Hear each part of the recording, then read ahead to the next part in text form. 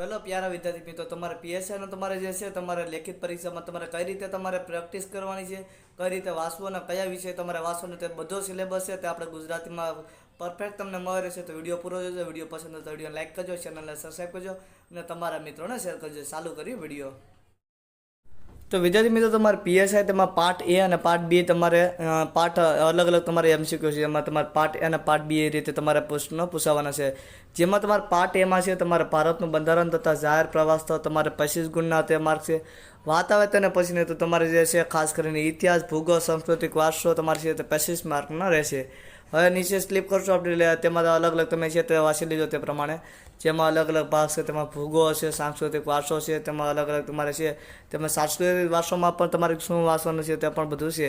હવે તેમાં છે પાર્ટ એકમાં તમારે ત્રીજો, તેમાં તમારે છે રોજબરોજના બનાવો તથા તમારે જે છે સામાન્ય જ્ઞાન તે 25 માર્કનું છે તમારે. એના પછી છે પર્યાવરણ, વિજ્ઞાન અને ટેકનોલોજી અને અર્થશાસ્ત્ર છે તમારે 25 માર્કનું રહેશે. પર્યાવરણમાં અલગ અલગ તમારે છે તૈયારી છે, તમે કમેન્ટ કરીને જણાવજો. તો તે પીડીએફ છે તો તમને હું કમેન્ટ ઓપ્શનમાં આપી દઈશ. એટલે તમારે આ રીતે કંઈક છે. હવે આવે છે પાર્ટ બી તમારે, જેમાં પાર્ટ બી છે તમારે તેમાં કઈ રીતે તમારે વાંચન. જેમાં પાર્ટ બીમાં તમારે છે તેમાં નિયમિત છે 30 માર્કનું છે. આપેલ 5 વિષયોમાંથી કોઈ પણ વિષય પર તમારે 350 શબ્દ નિબંધ લખવાનો રહેશે તમારે. પછી સંક્ષિપ્તકરણ છે તે 10 માર્કનું રહેશે. પછી તમારે જેમાં ગદ્ય પદ્યનું છે તે કરવાનું રહેશે. ગદ્ય સમીક્ષા છે તે 10 માર્કનું આપેલા ગદ્યના આધારે પૂછેલા પ્રશ્નો જવાબ આપવાના રહેશે. અહેવાલ લેખન છે 10 માર્કનું છે અને પત્ર લેખન છે તે પણ 10 માર્કનું છે.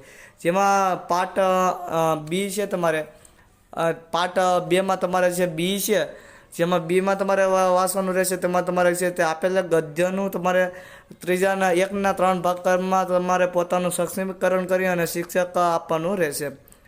બીજું આવે છે જેમાં તમારે છે આપેલા ગદ્યના આધારે પૂછેલા પ્રશ્નોના જવાબ તમારે આપવાના રહેશે. અને ત્રીજું છે તેમાં તમારે છે તે ખાસ કરીને તમારે ગુજરાતી અને ઇંગ્લિશ લેંગ્વેજ છે તમારે તેની તમારે છે. તો અહીંયા છે તમારે આની ઉત્તરવાણી કોરા પાનામાંની રહેશે, એટલે લીટાવાળી નહીં હોય. એટલે આ તો નોંધ છે, સોરી નોંધ છે. તો અહીંયા છે ટ્રાન્સલેશન ગુજરાતી, એટલે ગુજરાતીનું તમારે ઇંગ્લિશમાં ટ્રાન્સલેશન કરવાનું છે.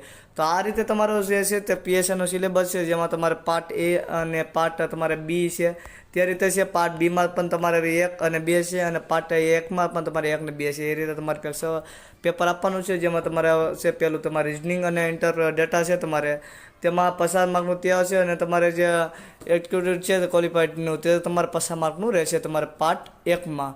એટલે તમને વિડીયો પસંદ આવે તો વિડીયો લાઈક કરજો, ચેનલને ખાસ કરીને સબસ્ક્રાઈબ કરજો અને તમારા મિત્રોને શેર કરજો.